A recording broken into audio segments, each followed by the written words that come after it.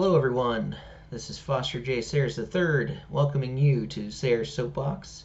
Today's episode, we're going to talk about racism. It is May 11th, 2020. Welcome to the Soapbox. Racism is a really difficult topic, and I have no problem admitting that it's something that I didn't really have a full grasp of until my late 20s. And I think it's just it's something that I think a lot of other people probably don't understand super well, and so I wanted to give some time to it. Obviously, it could be a really lengthy discussion, and I'll try to keep it brief, but it's something that I think would be helpful for a discussion. So I remember the first time that I heard someone tell me that black people could not be racist, and thinking like, that's totally ridiculous. I definitely have met black people that hate white people, and yeah, I mean, what are you talking about? And that was when I realized that I was conflating prejudice with racism, and that I didn't understand that there's an important distinction when it comes to racism, and that is the systemic aspect. So let me unpack what I mean by, and what I was, educated on and meant that, black people could not be racist. So racism, in some people's view, and I guess in my mind, was that there was like an irrational hate of another race.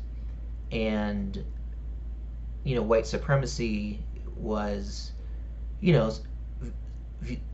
the view that white people are superior to other races. And where I grew up in rural Pennsylvania, you definitely get a sense that there are plenty of people who are white who think that white people are superior to non-whites, and superior to people of color. And you also are not exposed to many people of color there. And so these topics aren't at the forefront. But when I moved to Tallahassee, Florida, I remember it was within the first few days that I was there.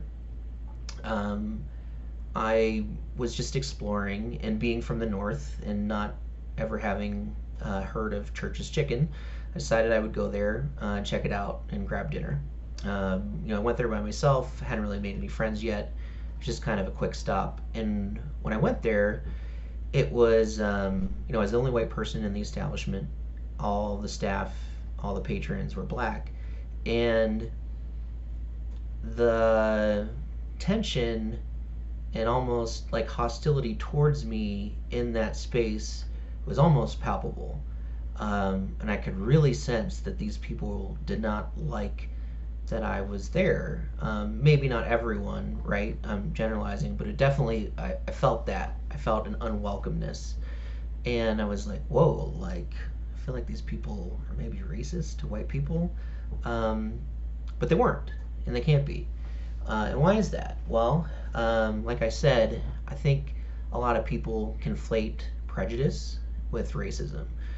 You can be prejudiced against black people can be prejudiced against white people, likely for good reason, depending on where they are in the circumstances they've grown up in. But in any event, they cannot be racist, and they cannot be racist because they do not have power in our system. So that means when you look at the majority that's in charge of law enforcement, of court systems, of legislatures, of executive offices, those people are white.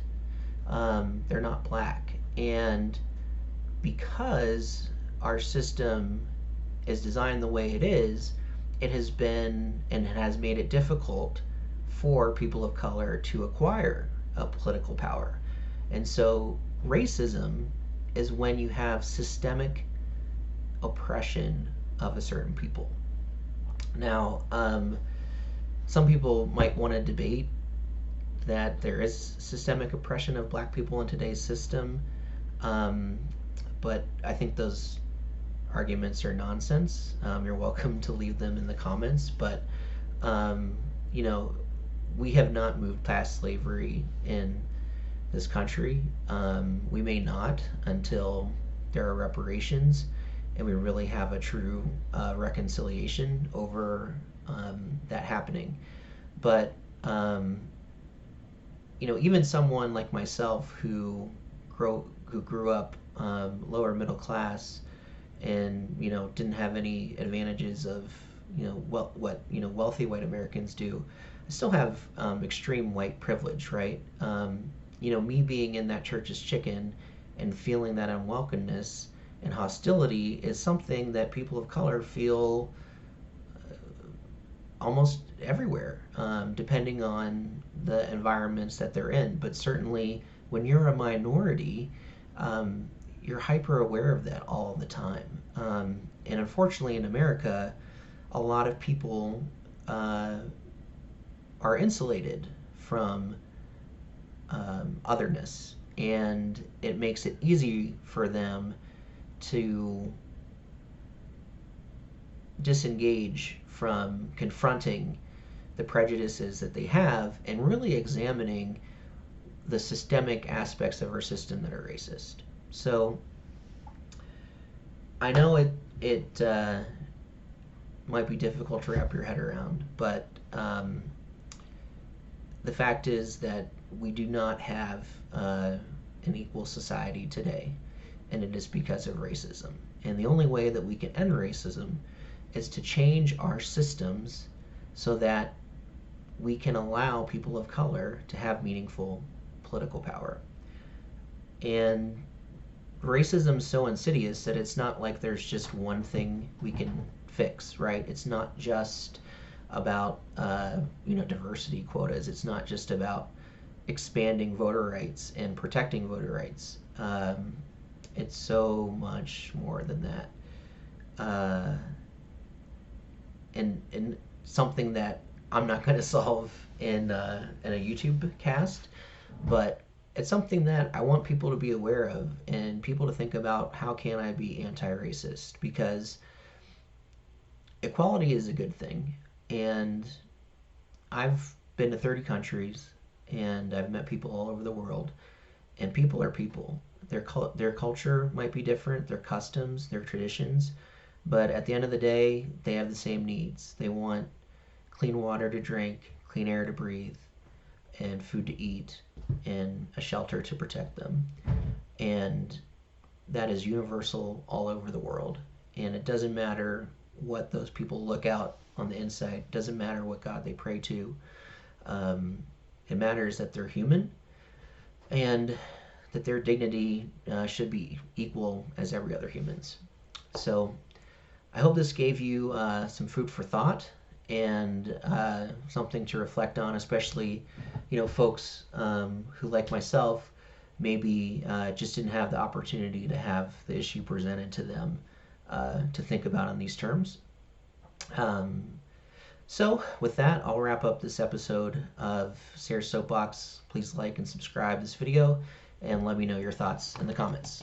Take care.